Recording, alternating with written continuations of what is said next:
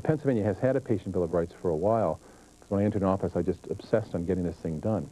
And I think that helps from the standpoint I'm the only healthcare professional in the Pennsylvania Senate. I think I'm the only practicing psychologist senator in the United States. That's a small caucus to be a member of, but it's one that I think has been of value, and what I've enjoyed is being able to bring that expertise and working with my colleagues and teaching each other along the lines as we've tried to come up with some ways of handling some of these issues. Health issues are going to continue to be a big factor in Pennsylvania. Public health and agriculture and education. Health keeps working into those issues. How we handle children, how we handle each other. I mean, so many of the laws that we pass are basically trying to change behavior through rewarding or punishment. That's the way our judicial system is set up. Well, I hope I can continue to have some influence on doing some things there. You get frustrated about how slow it takes to move legislation through, I mean, that you can see the solution because of your background and you just can't make that happen?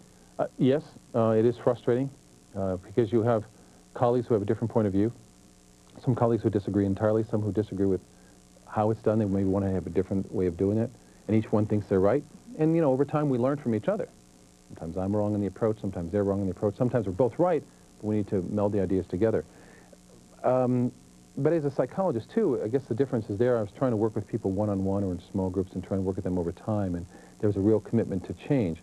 Sometimes in government there's not a commitment to change.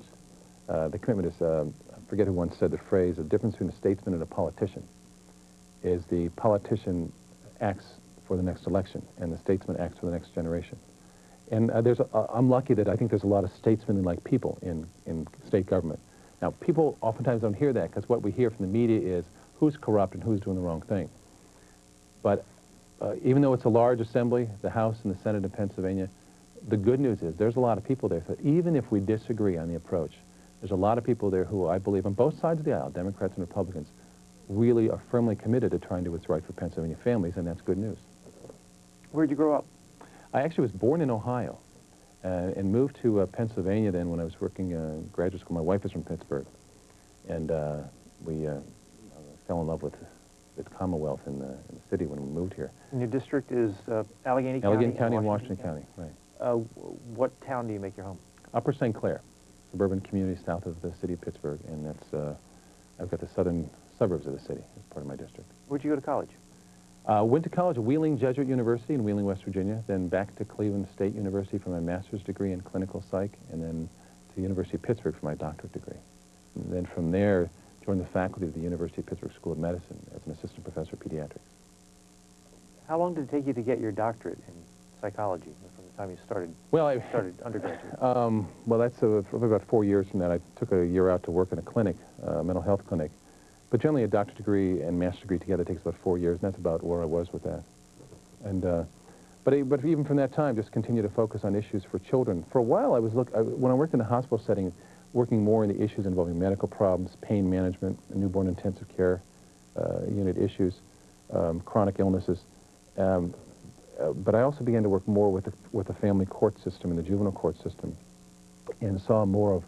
So from each angle, seeing the medical standpoint of what happens to children and from the family and courts and legal standpoint of what the outcome is of some of these things.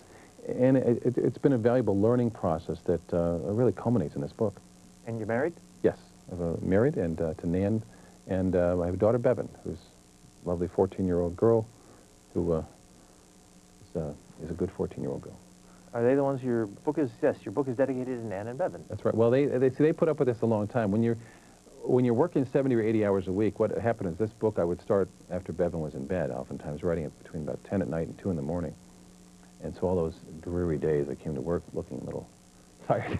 Is 70 to 80 hours a week being a senator? If you can do it that, I mean, you figure, a lot of times in a person's schedule, the Senate district's almost 250,000 people.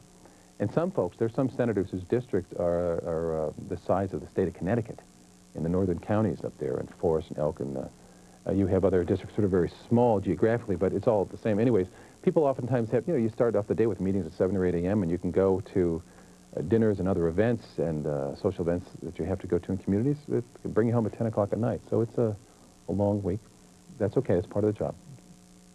Now, in your book, you have a chapter on what you call the 4 stages of anger, and you call them the build-up, the spark, the explosion, and the aftermath. Can we talk about those a Sure. little bit? And under the buildup, you have a couple of suggestions about how to deal with it and how to recognize it. And one of the things you say is avoid situations that cause unnecessary frustrations. This is page 26 here. Okay. Never ever put We'll down. read along here today. Never ever put down or demean a child. Do you find a lot of that parents inadvertently do that? Yeah, well, in the build-up stage, what I refer to in that is that's the stage in which all the past history is going into this moment, and I liken the image to laying out sticks of dynamite. And that could be the mood the child's in that day. Did they get enough sleep? Are they eating right? Did someone cross their path wrong a few days ago, a few weeks ago? I mean, sometimes the build-up can last for weeks or months. I knew of a child once that hauled off and punched her sister on Easter. And so why'd you do that? She says, she took my candy. And then this girl, of course, smashed her sister's Easter basket. I said, your candy's right there. What do you mean she took her candy? Oh, not today. She took it at Halloween. She ate it all. And I've been waiting until Easter to get back at her. And it was, so sometimes those things simmer for a long time, build up. But what I talk about during the build-up stage, an important thing for parents to do is to make sure that they are looking to see, are there any problems that need to be taken care of? Any old leftover things that need to be resolved? And that's why sometimes part of the build-up is to make sure that you got to know your kid. You have to make sure that you're, as I say, avoiding situations that cause unnecessary frustrations. Like if the kids say, oh, can I stay up late to watch this movie? Well, no, you're going to have to get up early the next day. Why would I, as a parent, contribute to you being ornery the next day if I know when you get up early you're going to have a difficult time? Know what kids' normal developmental milestones are, or what you can put them through so you don't overly stress them. Yes, challenge them, but not overly stress them. But in all those, maintaining positive values, teaching kids how to solve problems, those are all the things that parents can be doing on a positive note over time to set the tone. You're going to need those things later on when the spark hits to set the tone of how you solve problems in the family. I want to digress for a minute and ask about a couple things that what you said just reminded me of. What about sleep, going to bed? And how important is it to set a time to go to bed? And are kids getting enough sleep these days? Actually, it's a great question, and no, they're not getting enough sleep. Particularly high school students. It is interesting when you look at the schedules for high schools that typically high school kids start school at some 7:30 a.m. I know I do a thing with, every legislator probably visits schools in their district, but I was invited by one of my schools to shadow a high school student for the day. Well, there's a real lesson there, fascinating. But I had to be up and at 'em ready to go for class at 7:20 in the morning. Well, I was dragging, and as I did not adjust my schedule, what we find is high school adolescents probably need as much sleep as a preschooler, 8 to 10 hours per night or so. What we do is they are home, and they will then probably stay up to 11 or 12 at night, have to wake up at 6 in the morning, and then they sleep a long time on Saturdays and Sundays, and so they're going up and down their cycle. They're getting sleep deprived, and that affects their memory and their learning and many other things. Some school districts have shifted this time of day to start school.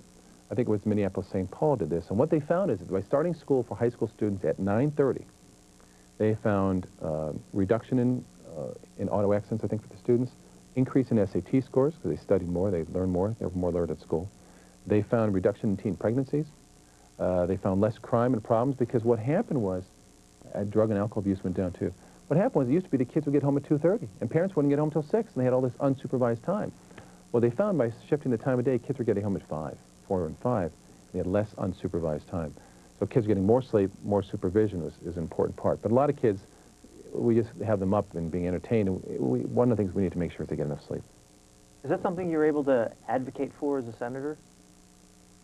Pass a law, let's all get more sleep. Wouldn't that be fun? Later school start The sleep time. caucus could do. Yeah. Oh, yes, for later school starting times, yes. As a matter of fact, it is something I've been working on. I don't think it's necessarily something we should mandate that all schools should do that, but what I want to find is a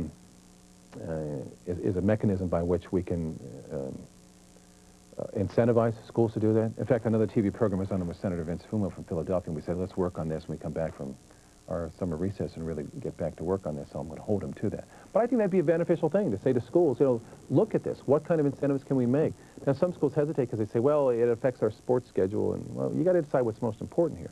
But I think over time, more schools will do that. I thought I heard the Harrisburg School District was looking at that. I think some other ones around the Commonwealth are doing that, too. And I would certainly encourage school districts to do that with high school students.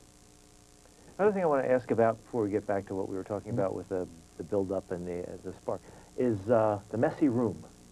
How important is it for parents to draw a line on kids keeping a messy room? Well, I think it is important, but having said that, I mean, I know there's rooms in my house that are not very clean. It's one of those things that say, is it normal for kids to leave a mess? Yes. Is it acceptable? No. And that's a very, very important thing for parents to understand, that just because something is a typical stage doesn't mean it's acceptable. It's typical for a child to eat with their hands when they're 1 year old. That doesn't mean you let them do that when they're 10. It's typical for a child to need diapers and wet their pants. That doesn't mean you let them do that when they're 7 or 12. If kids change from stages because parents make it worth their while, through encouragement, through discipline, and whatever. And the same thing with so many other aspects in kids' life, that we want to encourage those changes. What about television? Well, it is so important. I spent an entire chapter in this book talking about the media.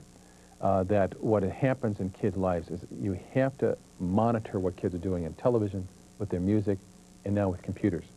If children are spending a few hours per day involved with those activities, you have to think by the time a child is 18 years old, they will probably have spent 100,000 hours in some cases in front of TV. I mean, it's massive. You figure that they can pick up per week quite a few. I should say, I'm sorry, it's 100,000 acts of violence that they may see by the time they're 18.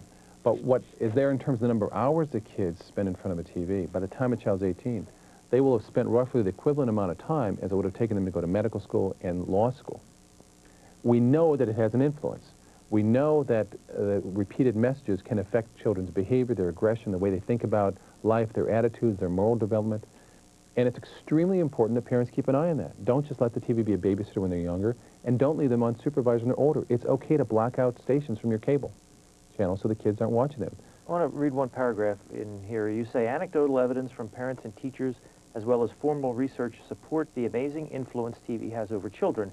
Ask any parent or caregiver whether he notes difference in the behavior of a child who watches a steady diet of Mr. Rogers' Neighborhood and one weaned on Power Rangers. Mm-hmm. You can tell the difference? I think it can in terms of, and I state that as an image to give folks, but ones who have the kids constantly on very stimulating, aggressive shows, young children, versus those that parents say, we'll only turn on the TV for certain things.